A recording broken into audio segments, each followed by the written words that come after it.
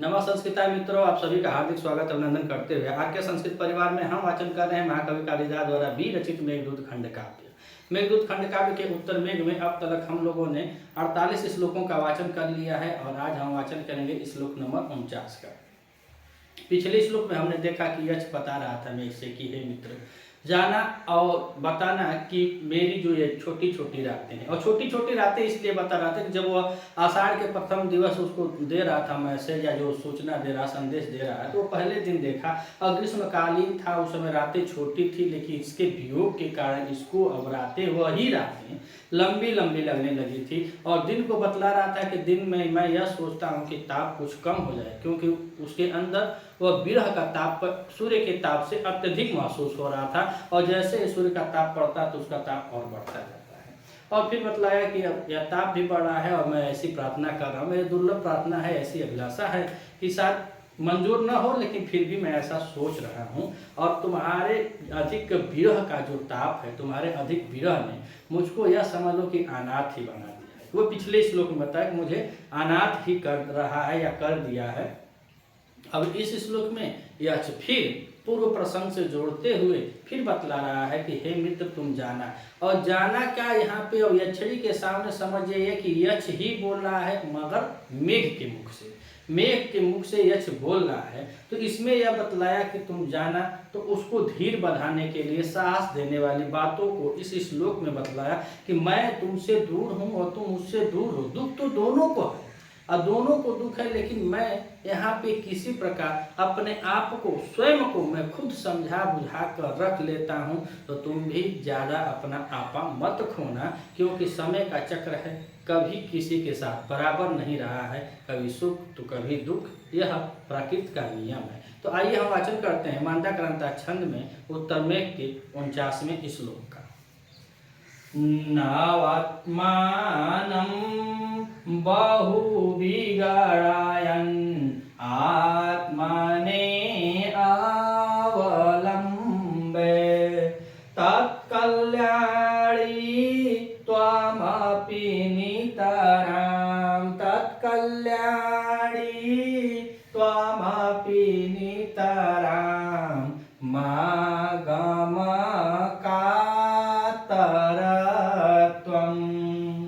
कस्यान्तं सुखमुपनतं कस्यान्तं सुखमुपनतं दुःखमेकान्ततो वा कस्यान्तं सुखमुपनतं कस्यान्तं सुखमुपनतं दुःखमेकान्ततो वा निचैर्गच्छ उपरि च दशा निचैर्गच्छ उपरि च दशा चक्रनेमि क्रमेण चक्रनेमि क्रमेण। तो अब कह रहा है यक्ष मेघ के मुख से कहलवा रहा है, और दिया है कि नूनम आत्मानम, नूनम आत्मानम, और नूनम आत्मानम में यहाँ पे यड़ संधि हो जाएगी, ऊ को वह आदेश हो गया है। तो नूनम में आता है प्रार्थना के लिए, आमंत्रण के लिए शब्द का प्रयोग होता, आमंत्रित करता है या कहता है। तो कह रहा है कि हे प्रिया, हे प्रिया, बहु मतलब बहुत बार, बहु माने बहुत बार, बिगड़न मतलब अपने आप में विचार करके, तो कह रहा बहुत बार विचार किया। तो बहुत बार क्या करता है कि बहुत विचार करता हूँ, और जब बहुत विचार करता हूँ तो कह रहा है कहाँ, तो आत्मानम अपने आप को, आत्मानई आत्मानम एव कह रहा है, आत्मानम एव, यहाँ तृतीया लगा हुआ है और यहाँ पे द्वितीय तो का आत्मानम मतलब अपने को बता रहे, अपने आप को बहुत बार, आत्मने आत्मने अपने ही द्वारा, कह रहा है कि अवलंबे अवलंबे मतलब लंब माने सहारा देता है। तो यक्ष कह रहा है कि हे प्रिय, मैं बहुत बार विचार करता हूँ, बहुत विचार करके सोच समझ के, और अकेला यक्ष व विरही यक्ष अपनी कांता के प्यार में इतना मतलब विरह में व्याकुल है, तो बार बार सोच रहा है और अपने को दिलासा देता है। और यह प्रकृति का नियम है कि अगर आप अपने विचारों को स्वयं नहीं बदलेंगे तो कोई दूसरा बदलने वाला नहीं आएगा। आप किसी की पत्नी को, किसी की मतलब प्रिया को या चाहे प्रेमिका को आप लाख बार कह दें कि अरे वो फ्रॉड है, वो हरामी है, वो ऐसे है, वो ऐसे है, तो कोई मानता है? नहीं मानता। आप किसी भी कार्य को अगर कोई दूसरा कह रहा है कि तुम गलत हो, तुमको नहीं करना चाहिए, कोई व्यक्ति, कोई भाई, कोई बंधु, कोई रिश्तेदार नहीं मानता है। लेकिन बदलता वही है जो स्वयं को बदलने की क्षमता रखता है और स्वयं के विचारों को मानता है। उन्हीं बातों को अब इस यक्ष के माध्यम से महाकवि कालिदास जी सबके लिए प्रेरणा वाली बातों को बतलाते हुए कह रहे हैं कि हे प्रिय, बहुत विचार करता हूँ। कैसे? आत्मानम, अपने आप से, आत्मने मतलब अपने द्वारा ही, अवलंबे सहारा देता हूँ अपने आप को। हे प्रिय, मैं अपने आप को बहुत बार विचार करके अपने आप को ही अपने से ही साहस बढ़ाता हूँ, धीरज देता हूँ अपने आप से। कोई है नहीं, रामगिरी पर्वत पे कौन है? अगर यही सोचे कि हमारा मिलन नहीं, ज़्यादा अतीत में सोचे चाहे ज़्यादा भविष्य में सोचे, तो दोनों पक्ष में उसके लिए नुकसानदायक हो जाएगा। तो यही यक्ष कह रहा है कि मैं अपने आप में विचार करके और अपने को अपने से ही मनाता हूँ। मतलब अब हम लोग की भोजपुरी में कहा कि हम अपने मन के अपने से अपन मना लेना, तो वही बात कर रहा है कि आत्मानम आत्मने एवं आलम्बे बहुवीर गया, मतलब बहुत विचार करके अपने आप को अपने ही द्वारा मैं सहारा देता हूँ, या मैं अपने को ढाढ़स बढ़ाता हूँ, या अपने को सराहना, मतलब जैसे तैसे बेचारा अपने आप को रख रहा है। कहने का मतलब है कि यक्ष अपने आप को किसी प्रकार अपने अतीत को, भूत को, भविष्य को सब सोच समझ करके अपने आप को उस रामगिरी पर्वत पे रह रहा है, या अपने आप को जीवित रखा है।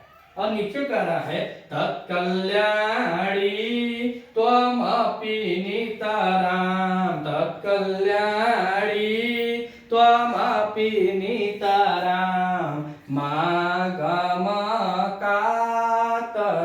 कातरत्वम्। तो यहाँ पे कल्याणी संबोधन है और इससे बोध हो रहा है यक्षिणी का। कल्याणी किसके लिए आया है? तो यक्षिणी का।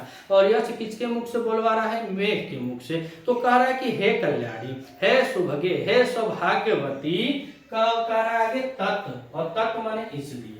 हे कल्याणी, इसलिए तुम अपि, तुम माने तुम कौन? यक्षिणी को कह रहा है कि तुम, अपि माने भी, तुम भी। तो कह रहा है कि हे कल्याणी, तत् माने इसलिए, तुम अपि इसलिए, तुम भी, नितराम कारत्वम आगमः, नितराम मतलब अत्यधिक, जो कह रहा है कि अपने आप को बहुत अधिक व्याकुल मत मत करो। मैं तो अपने आप को किसी तरह समझा बुझा कर, अपने विचारों को, अपने विमर्शों को समझा बुझा करके यहाँ पे हूँ, और मैं भी जैसे मिला जुला कर मैं यहाँ पर हूँ, तो तुम भी इतना अधिक मत सोचो और सोच कर इतना व्याकुल मत हो। वही दूसरी लाइन में कहा है कि हे कल्याणी, तत्व माने इसलिए, तुम अपि तुम भी, नितराम माने बहुत अधिक, कातरत्व माने व्याकुल, और महागम माने मत हो, तुम ज्यादा व्याकुल मत हो। और काहे ज्यादा व्याकुल मत हो? तो वही तीसरी और चौथी लाइन में यक्ष फिर मेघ से कहलवा रहा है अपनी यक्षिणी के सामने। तो कह रहा है क्या? कस्या अंत्यम सुखमुपनतम दुःखमे कांततो वा। तो कह रहा है अत्यंतम मन अधिक, लगातार या अधिक। कह रहा है अत्यंतम अधिक या लगातार, सुख वा दुख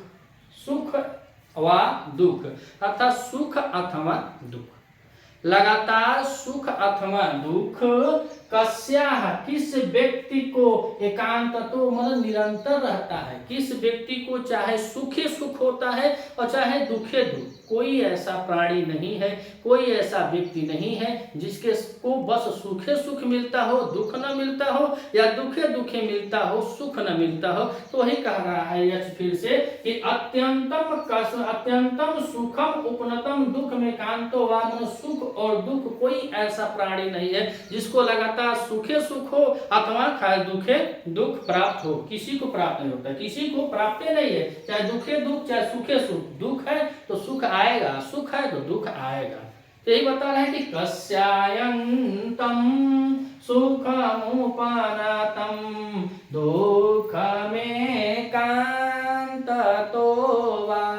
तो अत्यंतम अधिक या लगातार सुख अथवा दुख कस्या माने किसी व्यक्ति को एकांत तो निरंतर नहीं रहा, किसी को भी निरंतर प्राप्त नहीं होता है, न होगा न हुआ है। और उसको अब कैसा होता है, कैसे सुख दुख कन्वर्ट होते हैं, तो उसको बड़े सुंदर भाव में कवि कालिदास जी निचले पंक्ति में सामाजिक स्तरों को देखकर लिखे हुए हैं कि नीचे गच्छ ऊपरी च दशा, नीचे गच्छ ऊपरी च दशा, चक्रनेमि क्रमेण, चक्रनेमि क्रमेण। तो सुख दुख की दशा कैसी होती है, तो कह रहे हैं चक्र, और चक्र से यहाँ पर होगा पहिया, और पहिया आप कुछ किसी का भी समझ लें, साइकिल मोटरसाइकिल रथ इत्यादि कुछ चीज जो भी होते हैं इनके पहियों के बारे में बता रहा है कि जैसे मोटरसाइकिल की पहिया हो, चाहे रथ की पहिया हो, चाहे साइकिल की पहिया हो, उन पहियों के बीच में एक धुरी होती है और उस धुरी से लगी हुई तिल्लियां होती हैं। तो कह रहा है चक्र में पहिया नेमी माने जो तिल्लियां होती, क्रमेण माने क्रम वाइज से। तो चक्र के धुरी में जो बीचली धुरी में जहां से वो पहिया नाचता है घूमता है, उस धुरी यानी कि हम कह रहा साइकिली का धुर्रा, तो साइकिली के धुर्रा से ही जुटल रहला का तिल्ली। तो रिंग और तिल्ली के बीच में तो जवन तिल्ली ऊपर होले वो तिल्ली एक दिन नीचे भी होले, अगर जो नीचे होले तो ऊपर भी होले। उहे बताओ तो कि चक्र नेमी कर्मणे, चक्र के धुरी के यानी तिल्लियों के समान। जो तिल्लियां कहाँ है, तो कह रहे नीचे गच्छ, जो नीचे है, च ऊपरी, जो नीचे है वह ऊपर भी गच्छति माने आएगी।